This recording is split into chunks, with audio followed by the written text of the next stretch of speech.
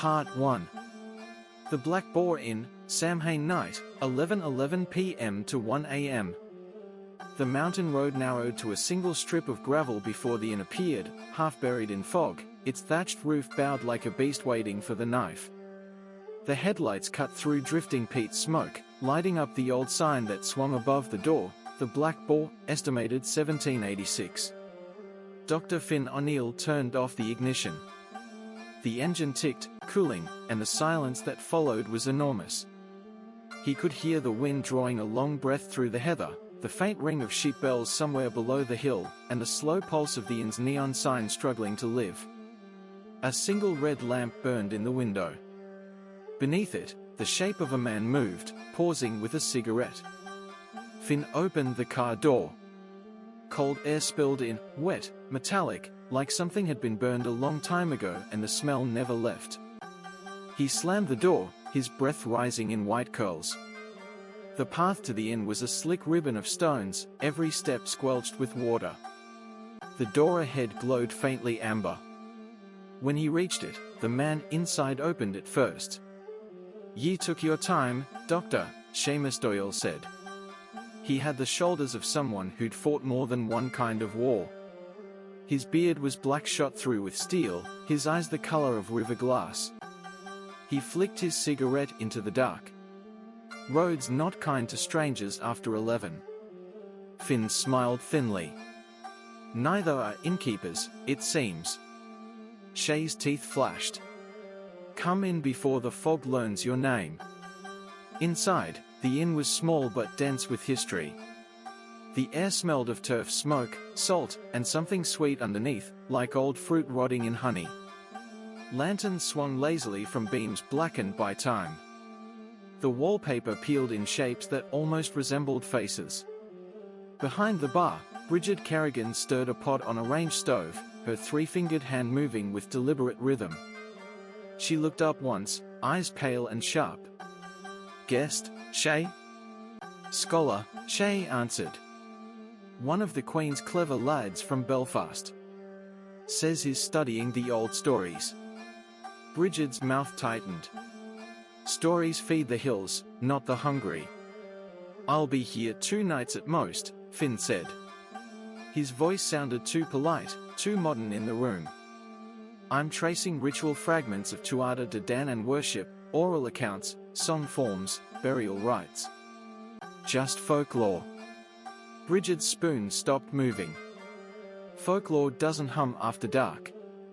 She turned away. Shay gestured to the empty taproom.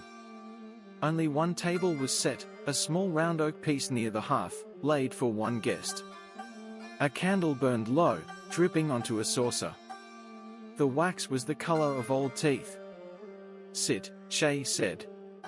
"You're lucky. Tonight's a quiet one." He poured whiskey, neat and amber, from a heavy bottle.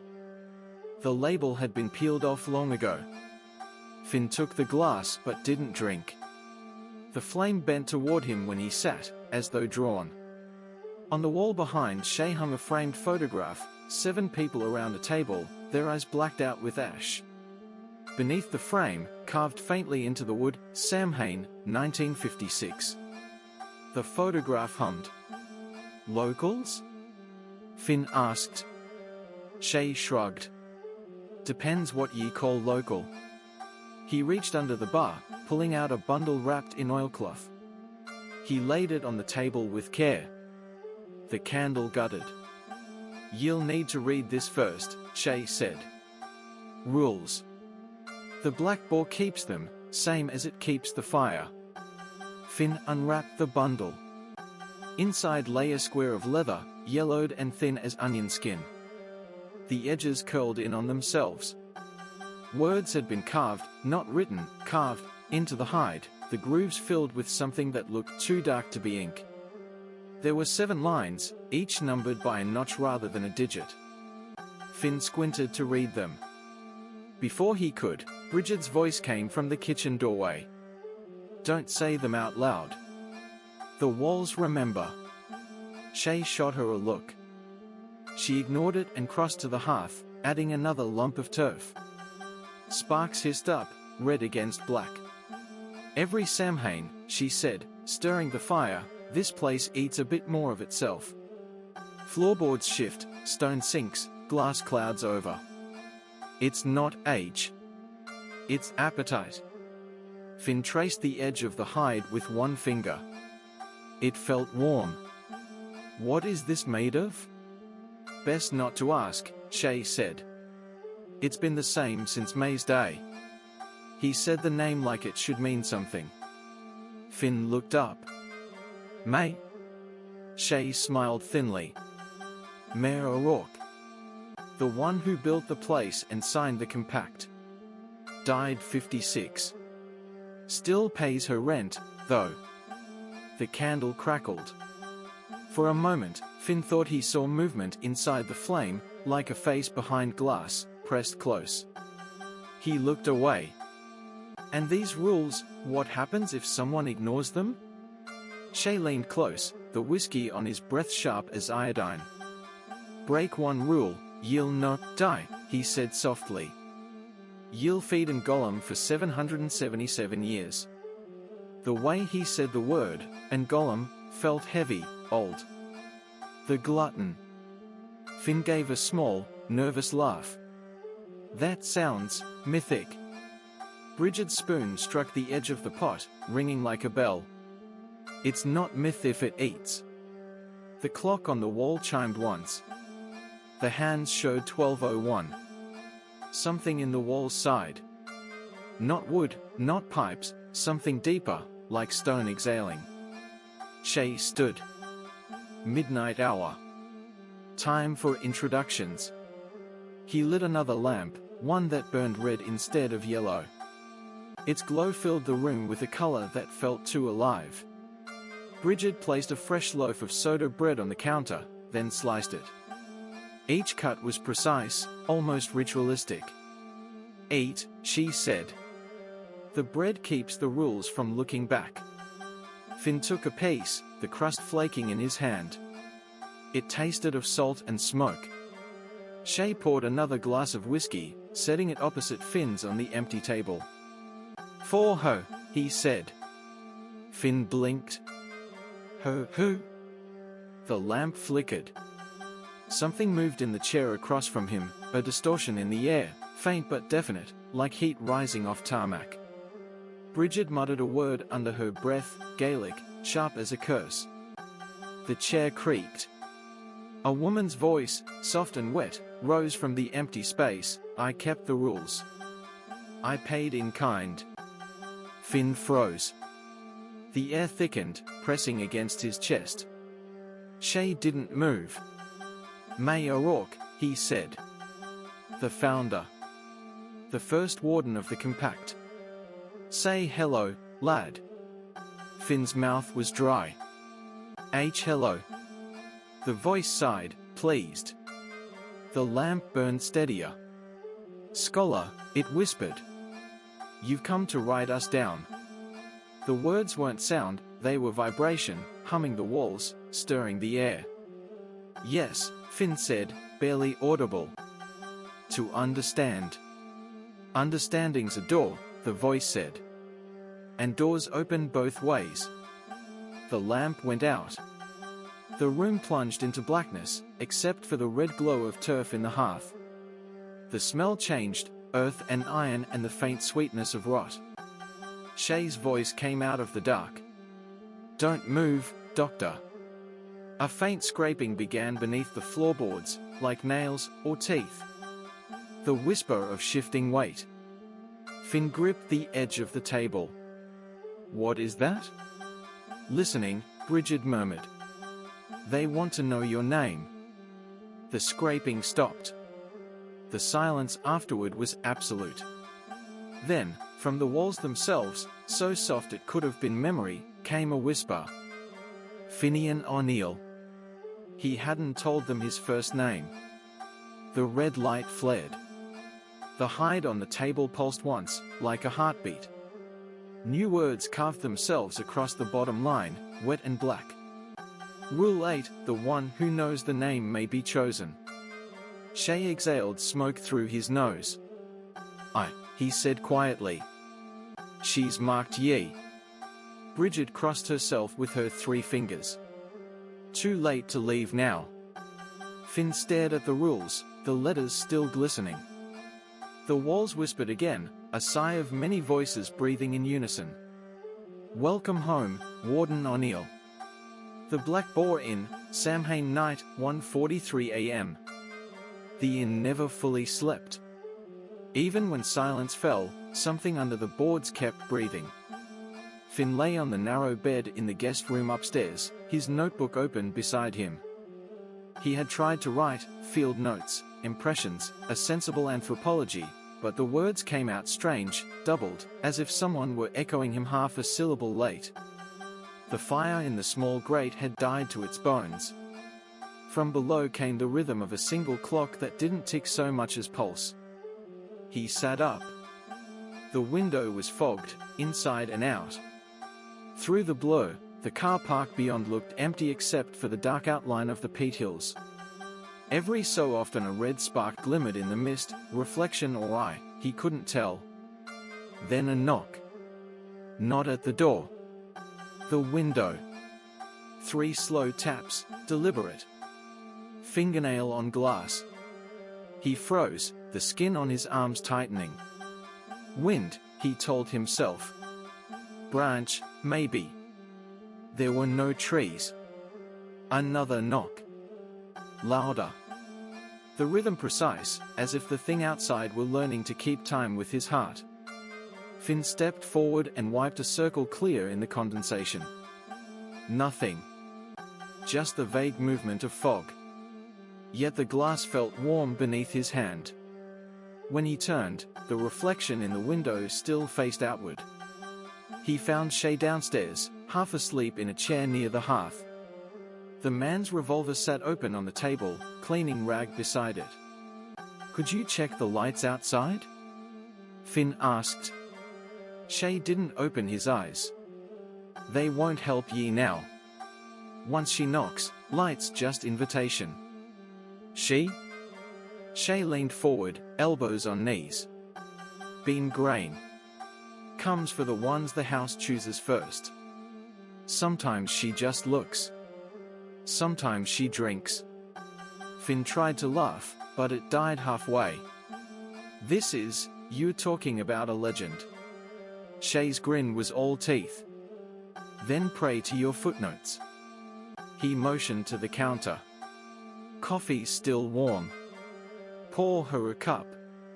Always 45 degrees, mind ye. It's courtesy. What happens if? Don't break the angle. The kitchen smelled of turf ash and chicory. Bridget had left a dented tin pot on the stove, the liquid inside black and viscous.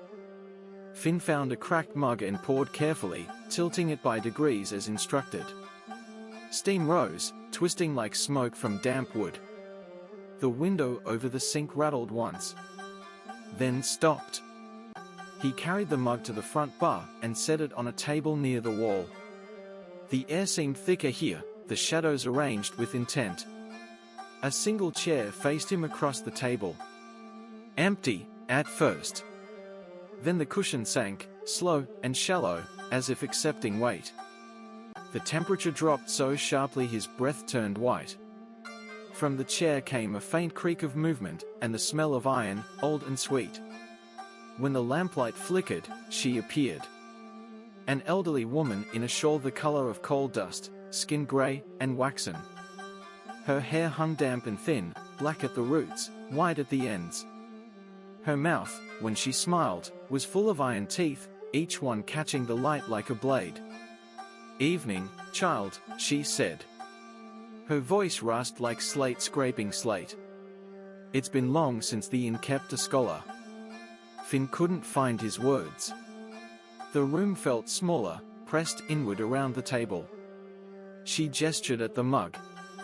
Ye poured it crooked. He looked, only a fraction off center, a minor spill running toward the rim. I can fix. She reached across the table with impossible speed, seizing his wrist. Her grip was dry, crushing. The iron teeth clinked softly as she smiled wider. Crooked paw, crooked debt. Then she bent and bit. Pain seared up his arm, the world blurred. He yanked back, but she held fast. Her teeth tore through skin, through tendon, and the sound was not of flesh but of parchment ripping. She released him, and he staggered away, clutching his wrist. No blood flowed, only a thin, black seep like ink. She lifted the cup, now half filled with that same dark liquid, and drank deeply. The sound was obscene and delicate, like silk tearing underwater. When she finished, she exhaled steam that smelled of peat and bone. Her eyes rolled white. "Paid," she whispered. "For now." Shay's boots thudded behind him, the old revolver gleamed in his hand. "Back to your room, doctor." What was? "Never name what drinks," Shay snapped. "Names give it room." He took a small pewter flask from his pocket and appended it over Finn's wrist. The liquid burned cold. Silver nitrate, by the smell. The wound hissed, sealing itself shut.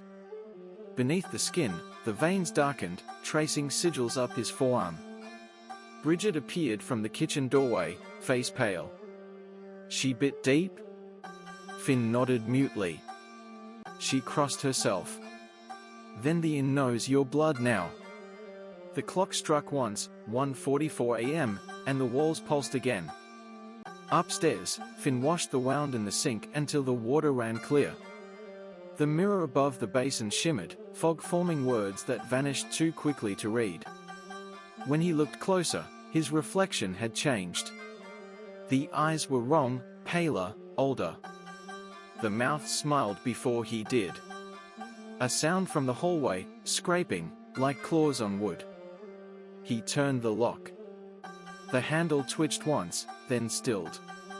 "Sleep, doctor," Shay's voice called softly from below. "Dawn's the only border ye got." Finn sat on the edge of the bed until the first grey of morning pressed against the glass. When he finally looked at his wrist, a mark shaped like a perfect circle had formed around the bite. Inside it, 7 faint notches burned through the skin, glowing dull red. At 5:03 a.m., Bridget found him still awake, notebook open, page blank. "Eat," she said, setting down bread and black tea. He didn't move. She sighed. "If she marked ye and left ye breathing, count that mercy." "What is she?" Bridget looked toward the hearth, where the last of the fire bled to ember. "Been Grain," she said quietly. "Grain's wife. Once a healer. Fed the sick from her own blood till the glutton took notice. Now she drinks what the house gives her. Keeps balance." "Balance?" Finn repeated. Bridget nodded. Every story needs a beginning bite. Outside, the first morning light slid through the fog. It turned the blood notches on his wrist black. When he blinked, they seemed to pulse in rhythm with the ticking clock downstairs. Through the window pane, the empty chair at the table below faced upward, directly toward him, as if waiting. The steam from his tea drifted toward the glass and froze mid-air, forming a ring of frost that matched the circle on his skin. He touched it once, and the frost cracked in the shape of a mouth. The Black Boar Inn, 2:17 a.m. The storm had rolled down from the Sperrins without wind, like fog with a pulse. The inn's old timbers groaned under its weight. Rain hissed softly against the windows, though the air itself felt dry, static, charged. Finn sat alone in the common room, notebook open, bandaged wrist throbbing. The marks beneath the gauze still pulsed faintly red, visible through the linen when the firelight caught them. The logs in the hearth crackled without flame, exhaling heat like a living thing. Bridget had gone upstairs to pray, or so she said, and Shay was outside, checking the generator. The house felt smaller without them, its silence active, thinking. On the bar sat an old valve radio, the kind with a brass dial and 3 glass tubes glowing from within. He hadn't noticed it earlier. It had begun humming quietly sometime after 1. The dial flickered between stations, never settling. Finn turned a page in his notes, wrote a date. The pen scratched softly. The radio hummed louder, as though responding. He froze. Then, from the static, a melody began. Low, sweet, human. A woman's voice, barely above a whisper, singing in Irish. Is Tusa mo emhak, mo croy? Finn's stomach turned. He knew the tune. Knew the voice. His mother had sung that to him once, in a hospital room in Derry, in the summer before she died. He stood, every part of him cold. The song continued, faint through the static. Then, between verses, came a whisper beneath the words, like a second voice singing harmony.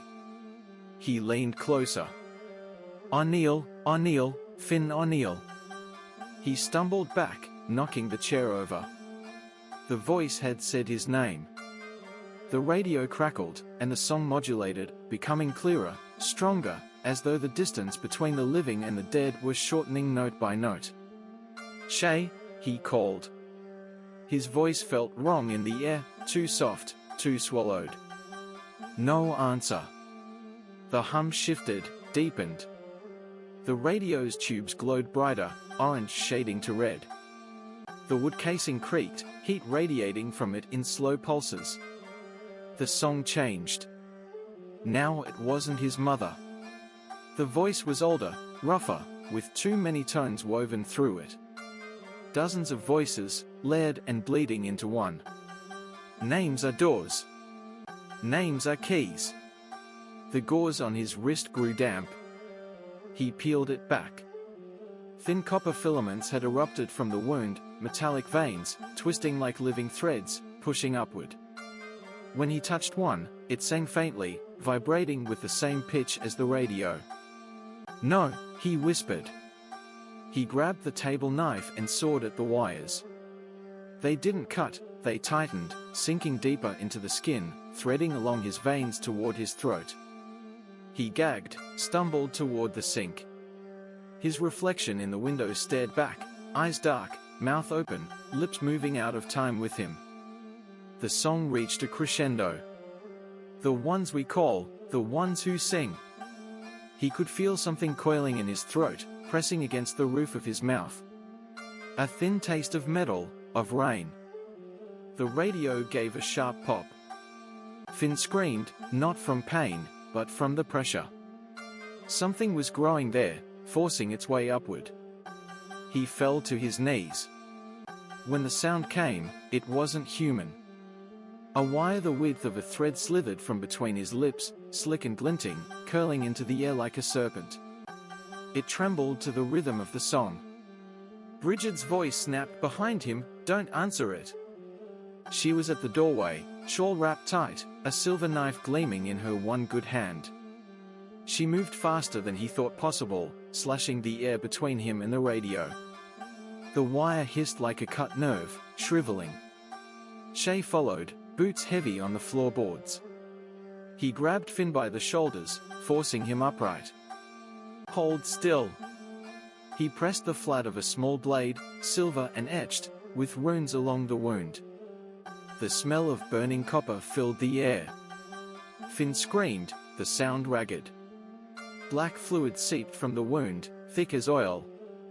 The radio shattered. Tubes burst, glass raining down.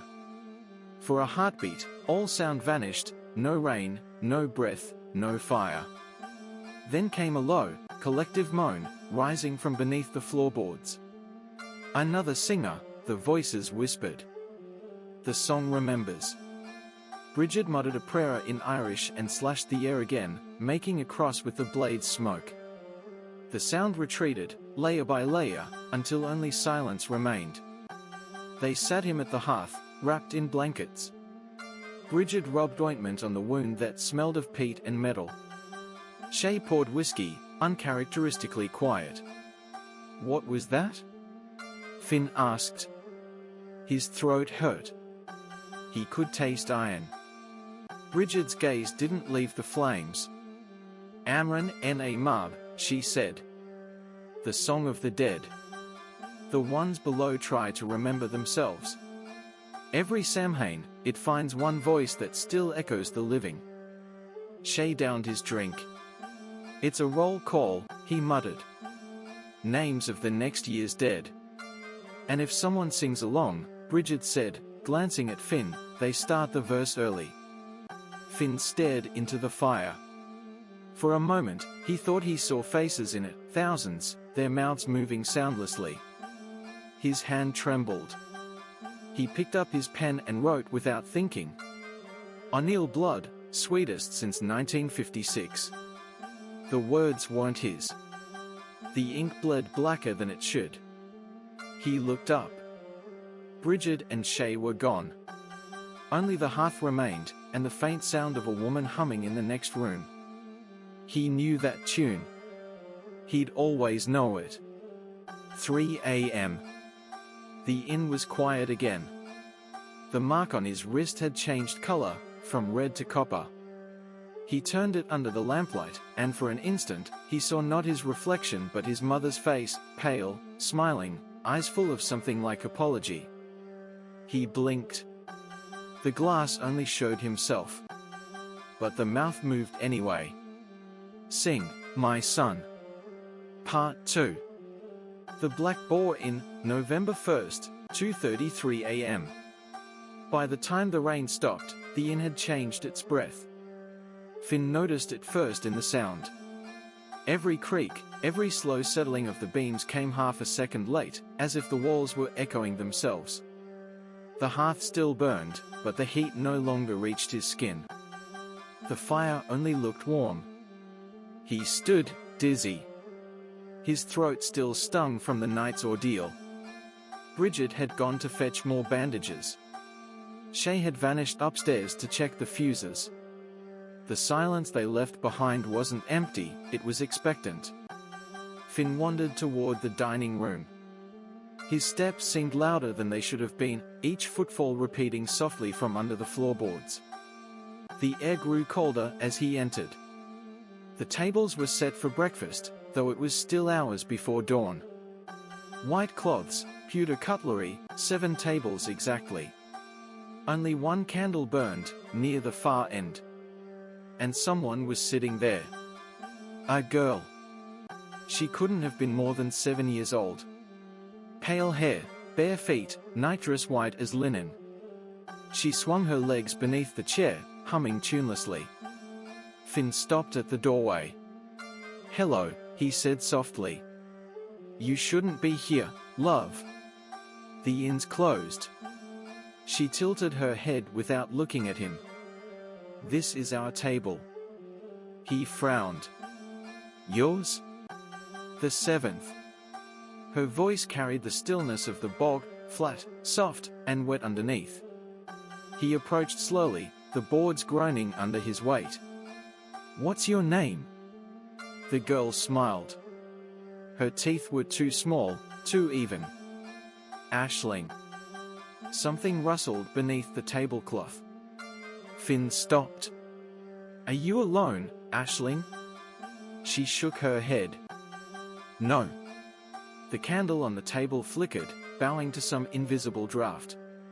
Shadows shifted under the linen. Then he heard it, whispering. Not words at first, just a hiss of syllables crawling together. "O'Neill blood." He froze.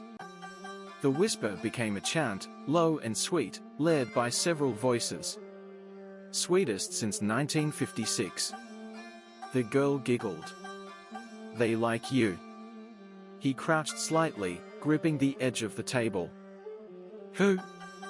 The whisper rose into something that might have been laughter, or weeping. Aisling leaned forward, eyes bright. "The ones who built the rules. The ones who eat when they are broken." She lifted her hands to the candlelight. For an instant, they looked normal, small, pale, childlike. Then the skin rippled, twisting backward. The joints bent in the wrong direction. Her palms turned upward and open, revealing eyes in the center of each, gray and slick, pupil contracting to meet his gaze. Finn fell back, his chair clattering across the floor. The eyes blinked. The whispers swelled. He could see movement under the table now, shapes pressing upward from beneath the cloth, the outlines of faces. 7 of them. The candle's flame stretched tall, feeding on the air. Aisling's voice was no longer her own. "Look," she whispered. "They are beautiful." Finn didn't want to. But he did. The tablecloth lifted as though stirred by breath. Underneath, 7 human heads were embedded in the wood, half buried, mouths moving in unison, their skin the color of ash. Gaelic words spilled from their lips like prayer. The sound wasn't coming from the room, it was inside his skull, vibrating through the bite mark in his wrist. He staggered toward the doorway. The whisper followed him. "O'Neill blood, sweetest since 1956. He reached the threshold, and froze. The hallway beyond was gone. Only dark, rippling like water. When he turned back, the girl was standing on the table, barefoot, candlelight crawling over her. The eyes in her palms blinked slowly. 3 seconds, she said. "What?" 3 seconds is all it takes for them to see through you. Her voice led over itself, doubling, her mouth spoke once, the hand spoke next. Finn felt a pressure behind his eyes, sharp and hot. He tried to look away, but couldn't. 1. The whispering head sang louder, Gaelic words forming a rhythm like breath. 2. Aisling smiled, eyes blackening. "Don't blink." 3. Pain burst in his skull. He screamed, blood spilling from his tear ducts, black and thin as ink. The candle gutted out. When light returned, it was morning grey. The tables were empty. No girl. No heads. Only his own voice, faint and cracked, whispering in the still air. "Sweetest since 1956. He pressed his sleeve to his face. The blood smeared but didn't stop. He stumbled to the bar, half blind. Bridget met him halfway, her apron stained with something dark. "You saw them," she said flatly. What was that?" She took a step back, studying his eyes. 3 seconds. "That's the measure. You look too long." "Too long at what?" "At what's below." She dragged him toward a mirror behind the counter. "Look." He hesitated. "Do it," she hissed. He did. In the reflection, his eyes looked normal for an instant. Then, deep in the pupils, shapes writhed, tiny faces pressing up from beneath the surface like drowned things. He choked back a cry. Bridget caught his chin, forcing him to meet his reflection. "They marked you deeper than most. The blood's awake now." He tore away. I need to leave." "You can't," Shay said from the doorway. His face was grey, unshaven, eyes rimmed in red. "The road's gone." Fog rolled in before dawn. Thick as soup. "No way down till Samhain's done with ye." Finn's voice cracked. "And if I try?" Shay's expression didn't change. "Then it follows." Rule 3. Outside, the mist had swallowed the hills. The world ended 10 feet from the door. Finn stood on the threshold, holding his wounded wrist. The blood had stopped, but the mark now pulsed in rhythm with the ticking clock. Somewhere deep in the fog, something whispered his name again, soft, playful, almost kind. He backed away, slamming the door. Bridget doused the lanterns one by one. "No light after sunrise," she said. "It calls the next course. The next meal." He returned to his room and sat on the bed until the weak daylight failed. His hands shook too badly to write. He could still taste the copper tang in the back of his throat. When he finally dared to look in the mirror again, he saw the faint impression of a child's handprint, smeared in soot, on his shoulder. As he watched, it faded, leaving behind a single word traced into the dust on the glass. Warden. The night returned before Finn realized the day had gone. One blink of grey daylight, and then, darkness again. The fog outside thickened until it pressed against the windows like damp cloth. The air hummed with the same slow rhythm as the clock downstairs. He found Bridget in the kitchen, sleeves rolled high, hair tied back with black cord. Her apron was spattered with flour and something darker. "I thought you said no light after sunrise," he said. She didn't look up. "This isn't light. This is keeping." On the counter, she kneaded dough that steamed as she touched it, her 3 fingers moving in short, sharp circles. The smell was wrong, sweet and metallic, like rain on rust. "What are you making?" "Pie," she said simply. "It's what keeps the soil steag from burning the living out." He frowned. "The red fires?" She nodded once. "They start in the car park. Always do. When they come, you don't open doors. You don't run. You bake." He almost laughed. "You serious?" "Ask the ashes," she said. The oven glowed faintly, red light pulsing behind its iron door. It looked more like a furnace than an appliance. The walls around it sweated heat, though the air remained cold. A knock came from the hallway, 3 slow thuds that shook the crockery. Shay leaned in, his face lit by the weak bulb above the door. "They are here." Bridget didn't stop kneading. "Already?" He nodded. "Fires building outside. I saw the ground crack." Finn followed him to the front window. At first he saw nothing but fog, dense, white, still. Then, from underneath it, a glow began to form. Red. Flickering. The gravel outside shimmered as if heated from beneath. The mist lifted in slow spirals, revealing faint shapes moving underneath, tall, angular, flickering like reflections on water. Bridget's voice carried from the kitchen, "When the earth burns upward, the dead are walking the wrong way." Shay grabbed Finn's arm.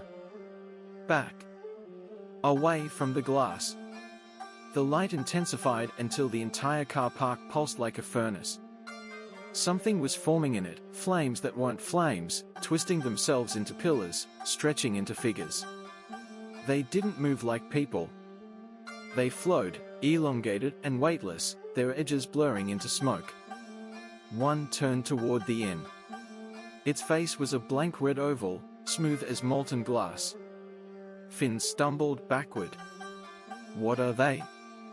"Soil steag," Shay said. "The red fires. They burn what tries to flee." The figure tilted its head. The motion light outside flickered once, then died. In its place, the red glow flared brighter, seeping through the doorframe, painting the hallway in bloodlight. "Bridget!" Shay shouted.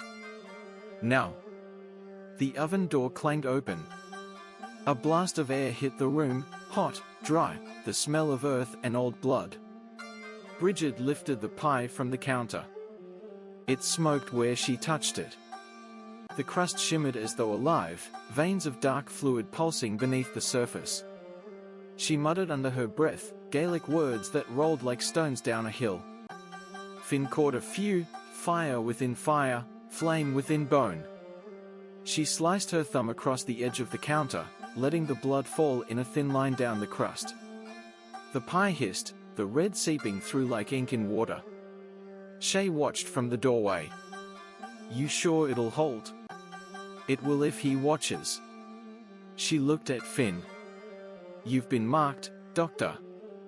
The rules know your name. The fire listens to you now. If you blink, it wins." He swallowed hard. "What am I supposed to do?" "Keep your eyes open. No matter what you see." The front door rattled violently. The glow outside surged, flooding the hall with scarlet. From somewhere beyond the walls came the sound of wind, but wrong, reversed, sucking inward. The boards underfoot trembled. The firelight crawled across them in lines like veins, converging toward the kitchen. Bridget set the pie on the stove. The filling bubbled through the slits, steaming black. The sound outside rose, a roar, low and deep, not quite thunder, not quite screaming. Finn turned. Through the front window, the red fires had surrounded the inn. Dozens now. Each form pulsed like a lantern made of muscle and smoke. They leaned closer, faceless heads brushing the glass without breaking it. Bridget grabbed the iron poker and slammed the oven shut. The air in the room convulsed. "Blood for blood," she shouted. The pie split open. A column of red flame shot upward, licking the ceiling before collapsing in on itself. The smell was unbearable, sugar, metal, something like meat. Finn staggered back. The marks on his wrist burned so hot he thought they might ignite. Outside, the figures screamed without mouths. The red glow flickered, dimmed, then began to pull backward, draining into the cracks in the ground. Bridget swayed, clutching the counter. "It's working. Keep your eyes open." Finn forced himself to stare through the window. The fire retreated in spirals, vanishing into the soil. The fog rushed back in, grey swallowing red. Silence. Then only rain. Shay exhaled, sinking into a chair. "You baked them back down." Bridget smiled faintly, teeth red from blood. "They'll sleep another year, maybe." Finn could barely speak. "What did I just watch?" "The inn's breath," Bridget said.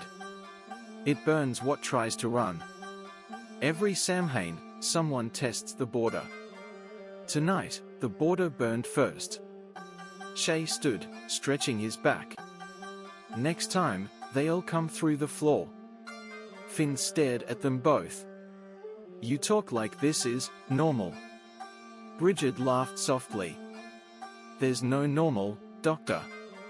There's only who eats and who's eaten."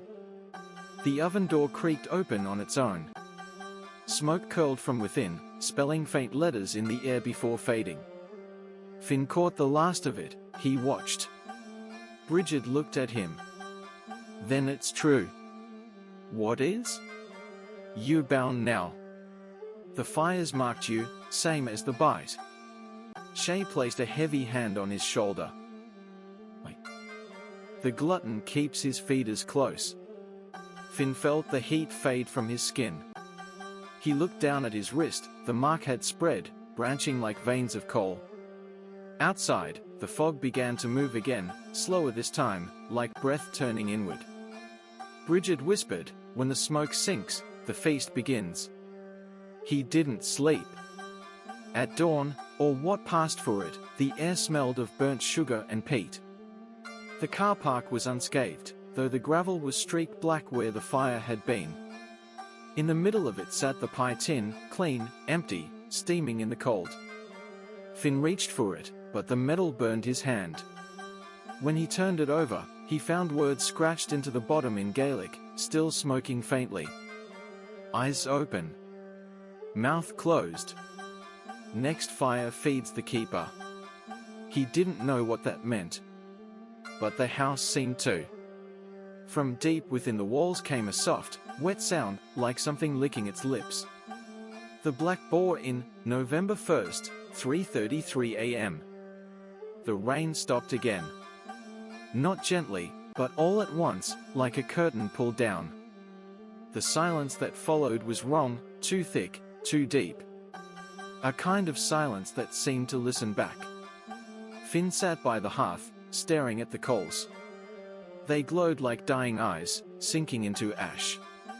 Shay had gone to check the back corridor. Bridget was somewhere in the pantry, muttering prayers to iron and bone. He was alone in the room, or nearly. The mark on his wrist had changed again, lines spreading up toward the elbow, dark as peat veins. Every few seconds, he felt a vibration in it, subtle as a heartbeat not his own. Then came the whisper. soft, right beside his ear. He turned, but no one stood there. The air rippled faintly, as though a breath had been taken in reverse. "Shay?" No answer. The whisper came again, longer this time, layered. Not one voice. Many. Dozens. O'Neill. He rose, the boards sighing beneath him.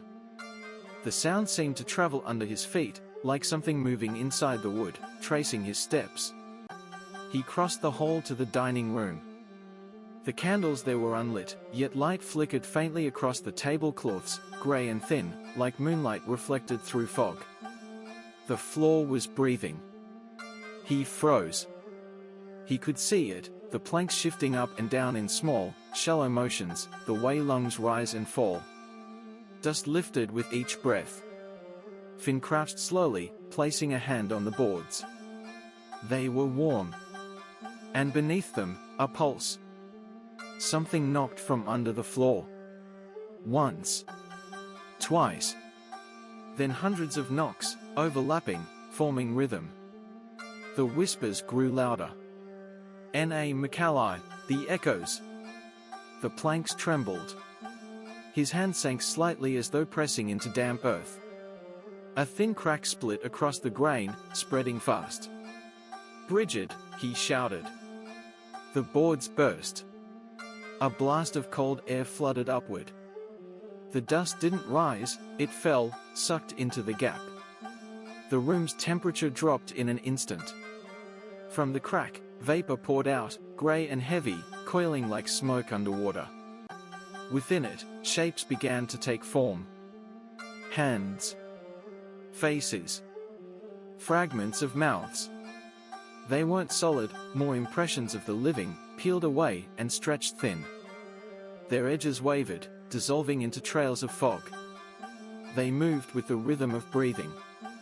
Each one whispered at a different pitch, words tumbling over one another, Old Irish, scraps of English, please, and songs half remembered. Help. Stay. Name me. Sing. Finn stumbled backward, tripping over a chair. The air felt thick enough to drown in. The faces rose higher, emerging from the floor, men, women, children, each feature blurred by the shimmer of heatless light. They looked not at him but through him. Their mouths opened together. The room filled with a sound like 1,000 sighs collapsing into one. He clapped his hands to his ears, but it didn't help, the noise came from inside his skull. "Stop," he shouted. "Please." The voices harmonized. And then, below the chorus, something deeper stirred. A growl. Low, endless, older than language. The echoes froze mid-motion, their faces turning upward, as if listening to a command. Bridget burst into the room, clutching the silver knife. "Don't move," she shouted. Shay stumbled in behind her, cross in one hand, bottle of whiskey in the other. "They are through, Bridget. It's the floor this time." "Get back," she barked. But Finn couldn't move. The mark on his wrist burned like iron. Threads of black light leaked from it, reaching toward the floor as if answering the call. The echoes began to circle him. "Finn," Bridget whispered, "whatever you do, don't." Too late. The floor split open. He fell halfway before Shay caught his collar. Cold air roared upward, carrying a stench of peat, salt, and rot. The world below wasn't dark, it glowed, faintly green, like phosphorescent water. The shapes moved beneath him, hundreds of them, swirling like a current. Faces brushed his boots, leaving trails of frost where they touched. One rose higher than the rest, a woman's face, young, eyes wide and colorless. She opened her mouth. His name came out. Finn O'Neill. Then, his mother's voice. "Come down, son. You're already halfway." He screamed, kicking. Shay held tighter, but the pull from below was stronger. Bridget threw the silver knife. It embedded in the floor beside his hand, burning bright. The echoes recoiled, hissing, smoke peeling from their forms. "Hold on!" Shay bellowed. He heaved Finn upward, muscle straining, until Finn's chest cleared the edge. Bridget slashed the air with a second blade, drawing a cross of smoke. The crack sealed itself shut, wood bending like flesh knitting closed. The light vanished. Finn hit the floor hard, gasping. Bridget knelt beside him, gripping his chin. "Did it touch you?" He couldn't answer. His mouth wouldn't open right. His jaw trembled, teeth chattering though he wasn't cold. Bridget pried his lips apart, and froze. The inside of his mouth glowed faintly green. "God preserve us," she whispered. Shay crossed himself. The glutton's got his tongue now. Finn spat, black water splashing onto the floorboards. The puddle shimmered, then sank into the wood as though absorbed. He wiped his mouth. It was calling me." Bridget's eyes were full of something like pity. "It doesn't call, Doctor. It feeds." They sat him near the fire again, though no one spoke. The warmth didn't help, he still felt the cold crawling under his skin. Shay poured whiskey into a tin cup and shoved it into his hand. "Drink. Keeps your name yours." Finn obeyed. The burn of it steadied his breath. Bridget crouched by the sealed crack, whispering to the floor. "They'll be quiet now," she said. "But the glutton's awake.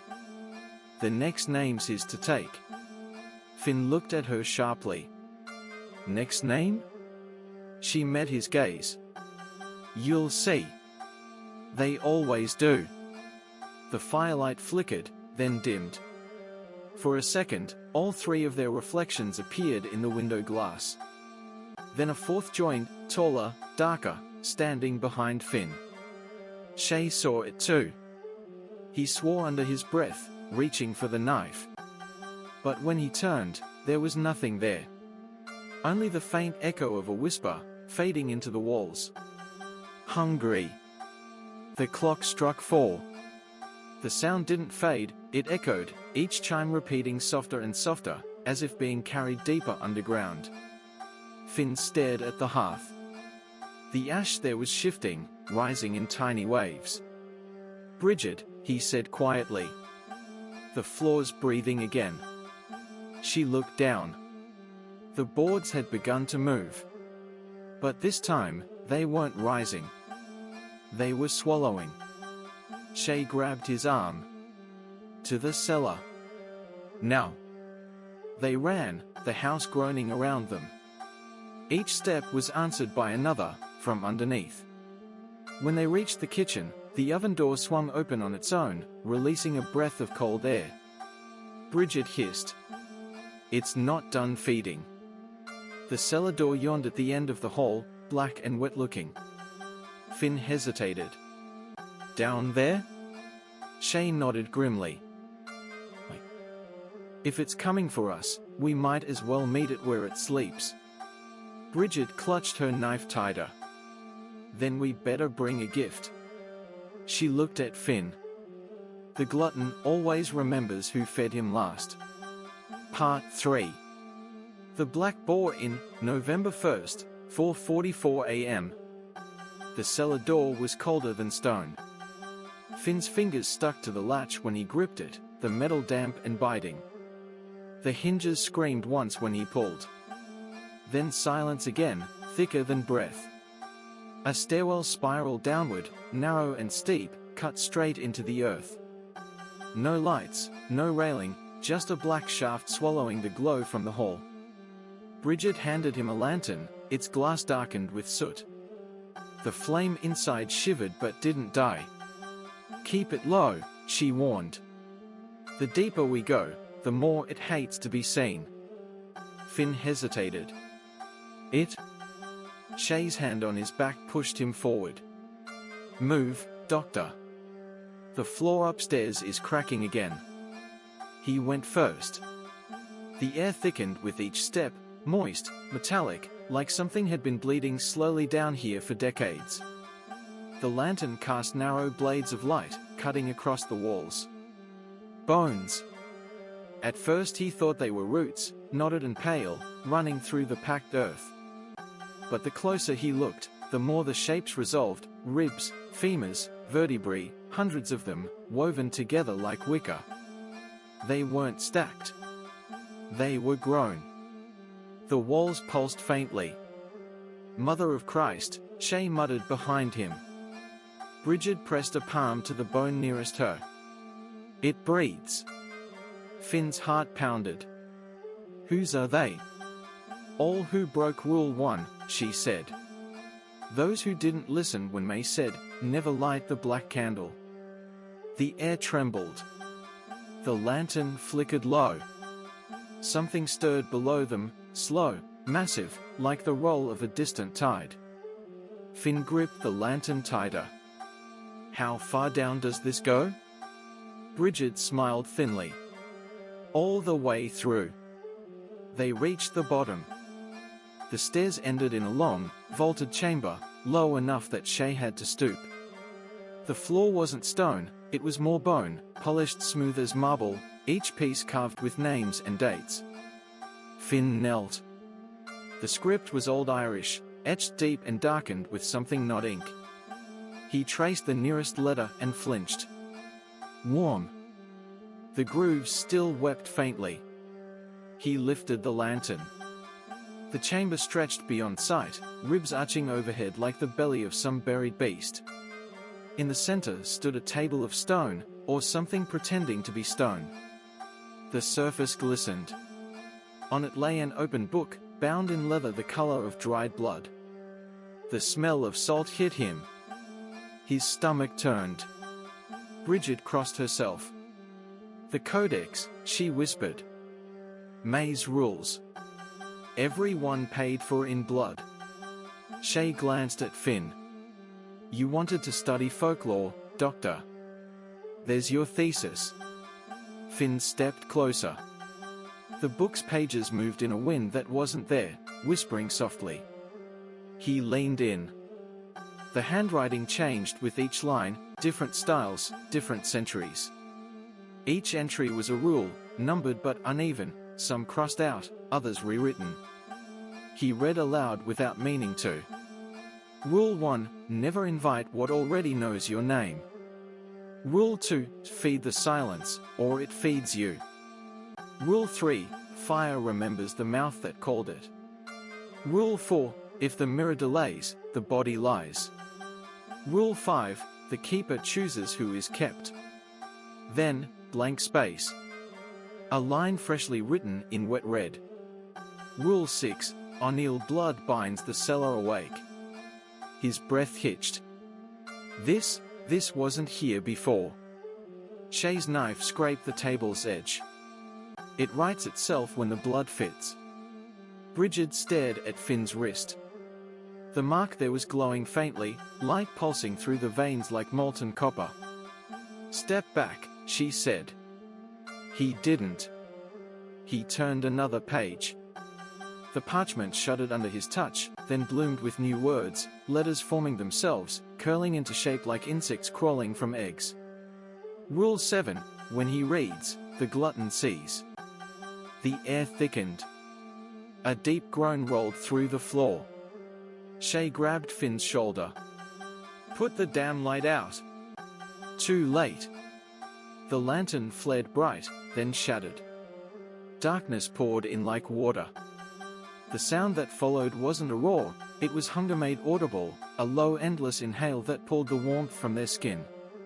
Finn could see it now, though there was no light, an absence darker than shadow, rising through the bones beneath the floor. Its shape bent the air. Its edges dripped like oil.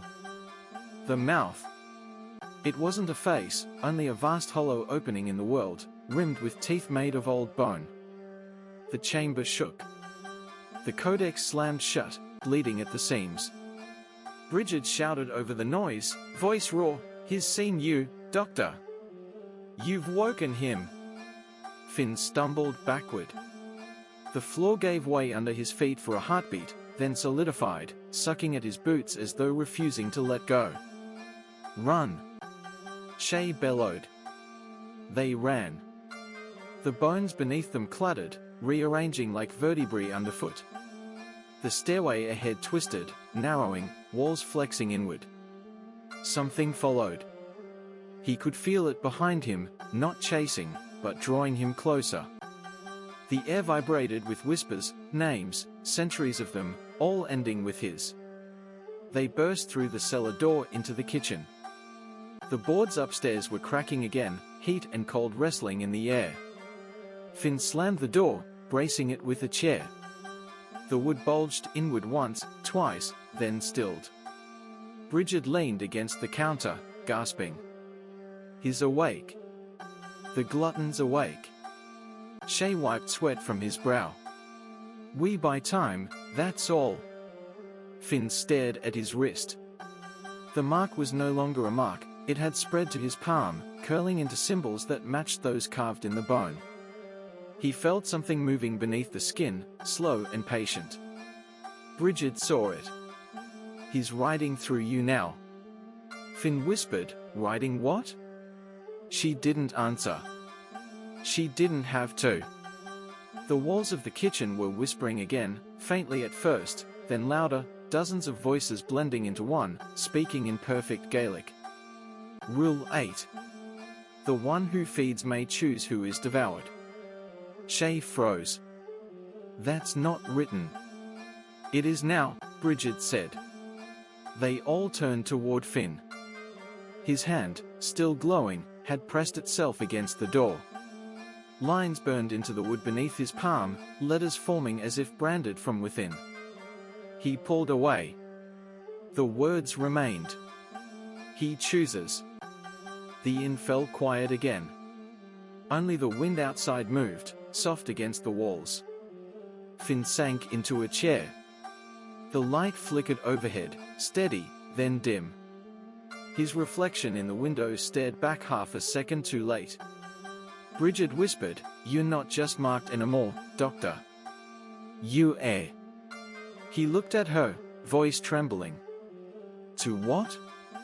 Shay answered for her. "To the hunger."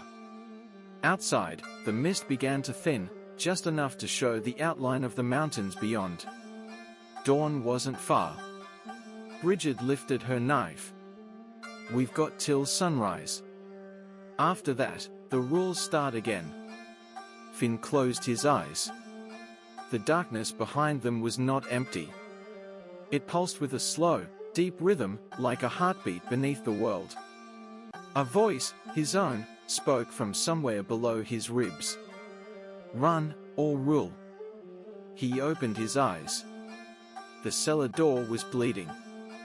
The Black Boar Inn, November 2nd, 2:11 a.m. The bleeding door had stopped, but the wood still breathed. Each exhale came with a whisper, slow, rhythmic, as though the inn itself was reciting a prayer too ancient to understand. Bridget stood at the threshold, the silver knife shaking in her hand. "We shouldn't go back down," she murmured. "Once you've been seen, the cellar remembers your shape." Finn wiped the blood from his palm. The mark pulsed faintly, no longer just beneath the skin, it moved in small circles, as if tracing something inside him. "He won't sleep until we finish it," he said quietly. Shay checked the load on his revolver, empty chambers, no bullets, only ritual. "Then let's finish fast." They descended again, this time with no lantern. The air glowed faintly red, light seeping through the bone walls like embers behind parchment. Every step echoed twice, their own, then a heartbeat later, the inn's echo. When the stairs leveled, Finn realized they were no longer in the same chamber. The space had rearranged itself. Corridors curved in impossible arcs, bones interlacing into doorways that hadn't existed before. At the center stood a figure, faint and pale as candle smoke. A woman in an old barkcloth apron, hair pinned back, eyes like frost under glass. She smiled without warmth. "May O'Rourke," Bridget whispered. The ghost turned toward her voice, though her feet never moved. You broke the 7th rule, Bridget Kerrigan, she said. Her voice wasn't sound, it was the memory of a voice, thin and echoing, every word arriving slightly late. You lit the blood flame without the keeper's hand. Bridget straightened. Someone had to. May's gaze slid to Finn. And you. The new name on the table. He felt his throat tighten. You made the compact. May tilted her head, smile widening. No, Doctor. I fed it. The compact makes itself. Every bloodline needs a tongue. Finn stepped closer. The glow of the walls pulsed brighter around him, as if recognizing its next heir. Then what am I now? May raised a hand. Her fingers were long, bones visible beneath translucent skin. The mouth that swallows the rules. The one who chooses. A sound interrupted her, soft, scraping, wet. From the far wall came movement. A faint outline of a woman's body pressed outward from the surface of bone, her face stretched beneath a thin membrane. Fingertips clawed through. Bridget gasped. Siobhan McGee. The figure's lips moved behind the wall, but the sound came from the stone itself, muffled, desperate. 8 years, Bridget whispered. They kept her in the wall 8 years. Finn approached. Can she hear us? May's smile faded. She can hear. She can see. That's her curse. To witness each feeding. She chose to stay when she could have run. Siobhan's hand broke through the surface, slick with translucent resin. Her fingers brushed Finn's wrist, cold as glass. The mark there flared bright red. Her voice slipped free, soft and trembling, you can end it. May's head snapped toward the sound. No. Finn stepped back. End what? The compact, Siobhan whispered. Break the circle. Use the tooth. May's form flickered. There are no teeth left. Bridget's eyes darted toward the far shelf, bones stacked neatly, each jaw missing one piece. She's lying. Finn reached into the shadows where the shelves bent inward. His fingers touched something small, smooth, hard. A tooth. Blackened by age, faintly pulsing. May's voice cracked. Put it back. He held it up to the red light. Tiny runes spiraled along the enamel, each one glowing faintly. This was yours, he said. May's expression fractured, rage, sorrow, hunger all colliding. It was theirs. My debt. My anchor. Without it, unravel. Without it, he starves. Behind her, the bone walls began to tremble, dust drifting down like snow. A distant groan echoed from below, the glutton stirring again. Finn, Bridget said sharply, you can't just... But he'd already pressed the tooth into his palm. The mark there absorbed it. The enamel sank beneath the skin, dissolving like salt in water. The whispering stopped. For one heartbeat, absolute silence. Then, from the floor below, came a voice. Not many voices this time, just one, vast and hollow, speaking in a tone that rattled the marrow of the world. The feeder chooses. May screamed, a sound like breaking mirrors. Her form began to twist, smoke peeling from her limbs. You don't understand.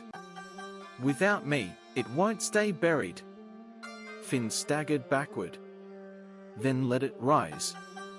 The bones in the ceiling cracked open. A red wind roared through the chamber, carrying centuries of dust and salt. The shelves collapsed, skulls shattering, ribs splintering. May's body convulsed, then shattered into shards of glassy light, scattering across the walls like falling embers. Siobhan pressed her hand to the break in the wall, eyes bright. Now finish it, she whispered. One more rule. Finn could barely hear over the roar. How? Write it. He looked down. His palm was bleeding, the wound shaped like a circle of teeth. The blood dripped onto the floor, onto the bones themselves. The grooves in the floor drank it greedily. He knelt, trembling, and traced letters into the nearest tile. Rule 9, the hunger answers only its keeper. The keeper ends with his name. The floor pulsed once, then again. Shay grabbed Bridget's arm. "What's he doing?" she whispered, feeding it himself. May's scream returned, distant now, echoing from within the walls. The bones lit from beneath, veins of red crawling upward toward the ceiling. Finn's name began carving itself into the table above them, glowing as it formed, Finn O'Neill. He felt something leave him, a weight, a breath, a piece of his own reflection. Siobhan's voice came one last time, soft and calm, "Now you're the mouth."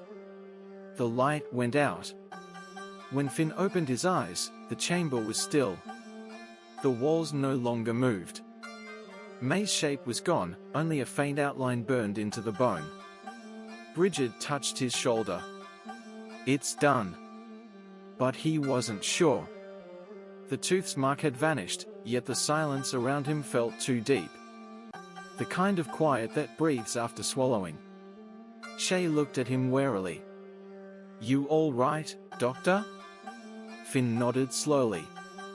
"I think so." But when he spoke, the air vibrated, not outside, but within the bones of the room. Every syllable left a faint echo, repeating a second too late. Bridget stepped back. "He's still in you." "No," Finn said. "He's me." They climbed back toward the surface. The stairs were shorter now, the air colder. When they reached the kitchen, dawn had started bleeding through the fog, weak and grey. The inn was quiet. The floors didn't move. Bridget exhaled in relief. Maybe it's over. Shay wasn't convinced. "Listen." They did. Nothing. But the silence had a shape. It curved, slow and circular, like a mouth forming a word it didn't need to say. Finn turned toward the mirror behind the bar. His reflection met him half a heartbeat late, as always. But this time, it smiled first. When he looked down, a new rule had appeared, written across the wood in his own handwriting. Rule 10, Samhain begins again when the keeper forgets his hunger. He whispered, "Run, or rule." The reflection whispered back, "Feed." The Black Boar Inn, November 2nd, 4:44 a.m. The first light of dawn never came.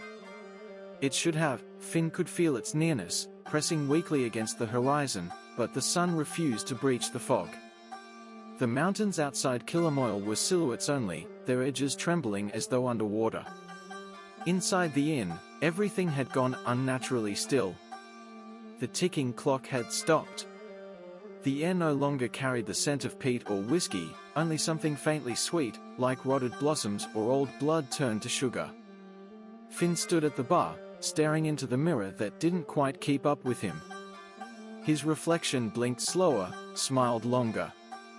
He raised a hand, it followed, but a fraction behind, as though the glass was waiting to decide if it still wanted to agree with him. Behind him, Bridget sat slumped near the cold hearth, eyes hollow. Shay leaned against the doorway, his revolver useless but heavy in his hand. "It's quiet," Shay muttered. "Too quiet." Bridget didn't look up. "The quiet's when it chooses."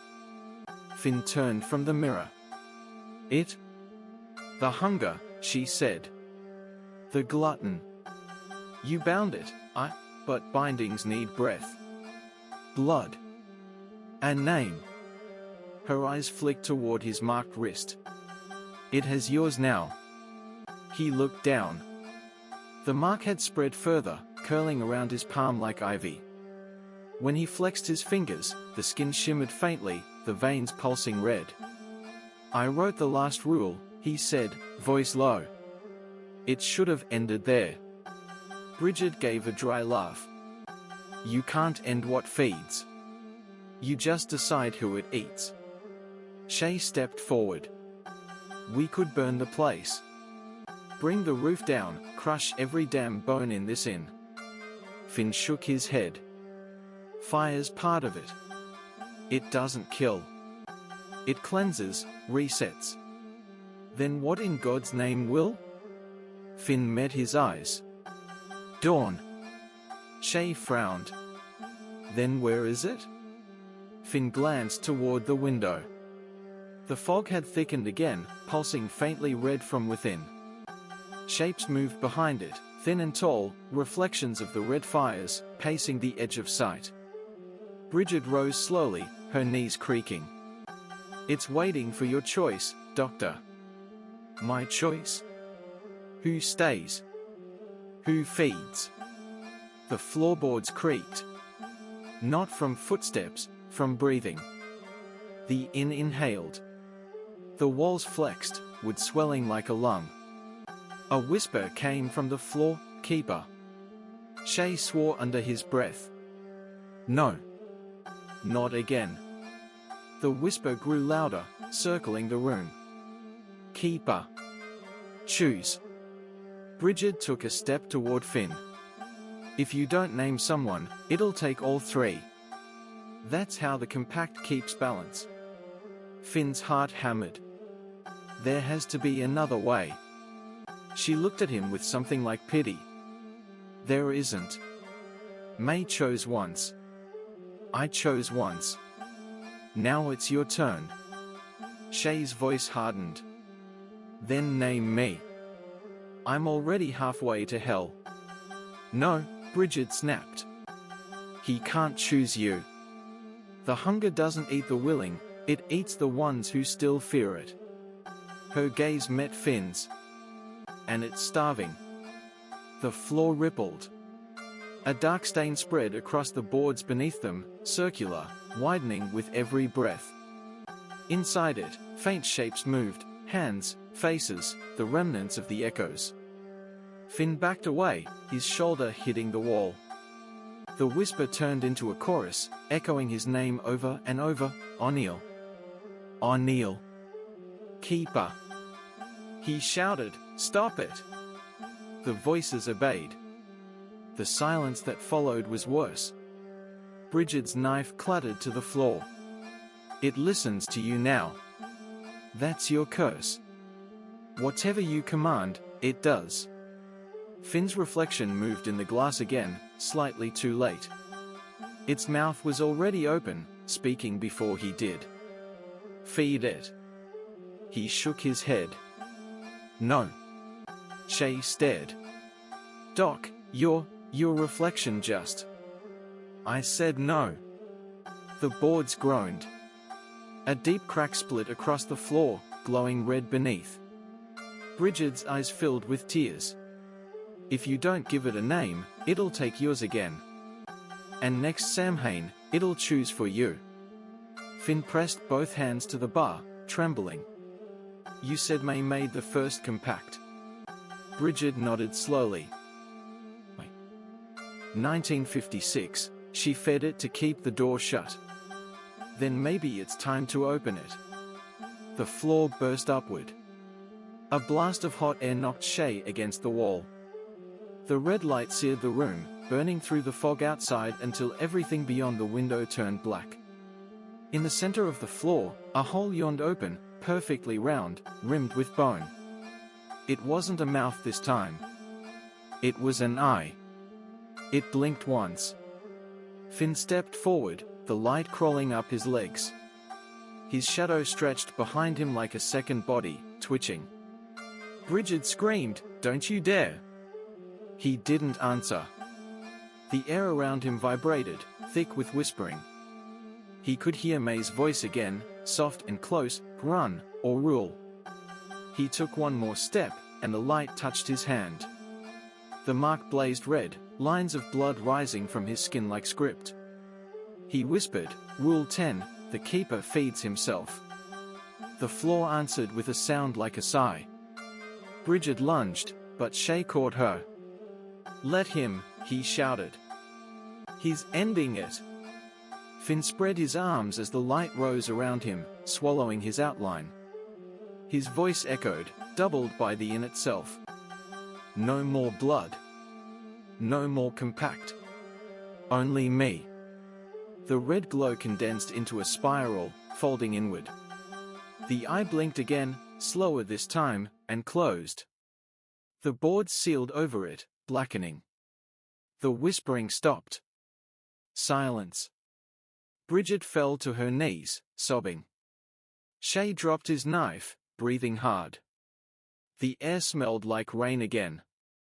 When they looked up, Finn was gone. Only the bar remained, his notebook lying open, the ink still wet.